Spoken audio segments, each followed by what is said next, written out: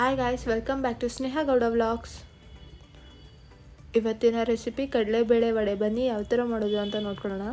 ಮೊದಲಿಗೆ ನಾನಿಲ್ಲಿ 5 ಅವರ್ ಮುಂಚೆ ನೆನೆಯಕ್ಕಿಟ್ಟಿರೋ ಕಡಲೆಬೇಳೆ ತೊಗೊಂಡಿದ್ದೀನಿ. ಇದನ್ನು ನೀರು ಸೋದಿಸ್ಕೊಂಡು ಬರೋಣ ಬನ್ನಿ. ನೀರೆಲ್ಲ ಸೋದಿಸ್ಕೊಂಡು ಬಂದಿದ್ದೀನಿ. ಇವಾಗ ಸ್ವಲ್ಪನೇ ಮಿಕ್ಸರ್ ಜಾರಿಗೆ ಹಾಕ್ಕೊಂಡು ಗ್ರೈಂಡ್ ಮಾಡ್ಕೊಳ್ಳೋಣ.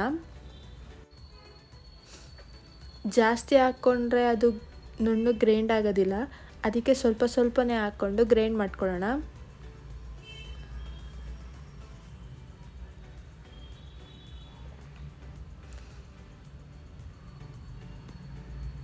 ನೋಡಿ, ಇಷ್ಟು ತರಿಯಾಗಿ ಗ್ರೈಂಡ್ ಆಗಬೇಕು.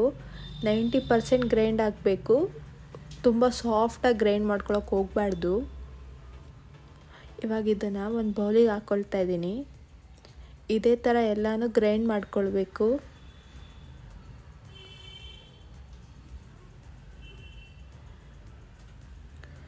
ಇನ್ನು ಮಿಕ್ಕಿರೋ ಕಡಲೆಬೇಳೆನ ಗ್ರೈಂಡ್ ಮಾಡ್ಕೊಳ್ತಾ ಇದ್ದೀನಿ. ಇವಾಗ ಇದಕ್ಕೆ ಸ್ವಲ್ಪ ಜೀರಿಗೆ, ಸ್ವಲ್ಪ ಬೆಳ್ಳುಳ್ಳಿ ಹಾಕ್ಕೊಂಡು ಗ್ರೈಂಡ್ ಮಾಡ್ಕೊಳ್ತಾ ಇದ್ದೀನಿ. ಲಾಸ್ಟಲ್ಲಿ ಗ್ರೈಂಡ್ ಮಾಡ್ಕೊಳ್ಬೇಕು, ಸ್ವಲ್ಪ ಜೀರಿಗೆ ಮತ್ತು ಬೆಳ್ಳುಳ್ಳಿ ಹಾಕ್ಕೊಂಡು. ಇವಾಗ ಇದಕ್ಕೆ ಒಂದು ದೊಡ್ಡ ಕಪ್ಪಾಗುವಷ್ಟು ಈರುಳ್ಳಿ ಹಾಕ್ಕೊಳ್ತಾ ಇದ್ದೀನಿ. 7ರಿಂದ 8 ಹಸಿಮೆಣಸಿನ್ಕಾಯಿ ಚಿಕ್ಕದಾಗಿ ಕಟ್ ಮಾಡ್ಕೊಂಡಿದ್ದೀನಿ. ಸ್ವಲ್ಪ ಸಬ್ಬಕ್ಕಿ ಸೊಪ್ಪು, ರುಚಿಗೆ ತಕ್ಕಷ್ಟು ಉಪ್ಪು, ಸ್ವಲ್ಪ ಅಡುಗೆ ಸೋಡಾ ಹಾಕ್ಕೊಂಡು ಚೆನ್ನಾಗಿ ಮಿಕ್ಸ್ ಮಾಡ್ಕೊಳ್ಬೇಕು ಕೈಯಲ್ಲೇ.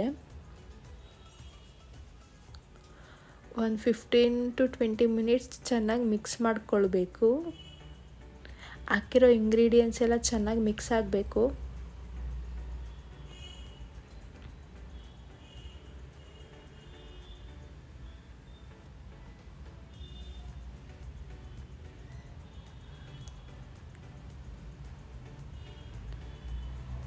ನೋಡ್ತಿರ್ಬೋದು, ಎಲ್ಲ ಮಿಕ್ಸ್ ಆಗಿದೆ. ಇವಾಗ ಒಂದು ಕಡೆ ಆಯಿಲ್ ಬಿಸಿಗೆ ಇಟ್ಕೊಂಡಿದ್ದೀನಿ. ಈರುಳ್ಳಿ ಹಾಕಿ ಚೆನ್ನಾಗಿ ಮಿಕ್ಸ್ ಮಾಡ್ಕೊಂಡಿದ್ದ ತಕ್ಷಣ ಆಯಿಲಾಗಿ ಹಾಕಬೇಕು. ಆವಾಗ ತುಂಬ ಗರಿಗರಿಯಾಗಿ ಚೆನ್ನಾಗಿ ಬರುತ್ತೆ. 2 ಕೈಯು ತ್ಯಾವ ಮಾಡಿಕೊಂಡು ಚಿಕ್ಕದಾಗಿ ಉಂಡೆ ಕಟ್ಕೋಬೇಕು. ಇವಾಗ ಇದನ್ನು ಕೈ ಮೇಲೆ ಇಟ್ಕೊಂಡು ಇನ್ನೊಂದು ಕೈಯಲ್ಲಿ ಲಟ್ಟಿಸ್ಕೊಳ್ಬೇಕು. ರೌಂಡ್ ಶೇಪಲ್ಲಿ ಬರುತ್ತೆ. ಇದೇ ಥರ ಎಲ್ಲನೂ ರೆಡಿ ಮಾಡ್ಕೊಳ್ಬೇಕು. ಇವಾಗ ಎಣ್ಣೆ ಕಾದಿದೆ, ಒಂದೊಂದೇ ಬಿಡ್ಕೊಳ್ತಾ ಇದ್ದೀನಿ.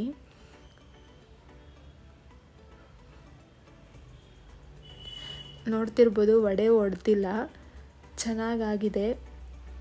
ತಿಂತಿದ್ರೆ ಕಡಲೆ, ಈರುಳ್ಳಿ, ಸೊಪ್ಪು ಎಲ್ಲ ಸಿಗುತ್ತೆ. ತಿನ್ನಕ್ಕೆ ಸಖತ್ತಾಗಿರುತ್ತೆ. ನೀವು ಒಂದ್ಸಲ ಟ್ರೈ ಮಾಡಿ. ಏನಾದರೂ ಸ್ಪೆಷಲ್ ಪ್ರೋಗ್ರಾಮ್ ಇದ್ದರೆ ಮನೇಲಿ ತುಂಬ ಕ್ವಿಕ್ಕಾಗಿ ಆಗುತ್ತೆ. 5-6 ಇಂಗ್ರೀಡಿಯೆಂಟ್ಸಲ್ಲಿ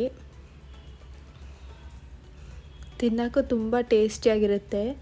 ಚಳಿಗಾಲದಲ್ಲಂತೂ ಪರ್ಫೆಕ್ಟ್ ಸ್ನ್ಯಾಕ್ಸ್ ಅಂತ ಹೇಳ್ಬೋದು. ತಿಂತಿದ್ರೆ ಒನ್ ಮೋರ್ ಅಂತಿರಬೇಕು. ಹಿಂಗೆ ಮ್ಯಾಜಿಕ್ಕು.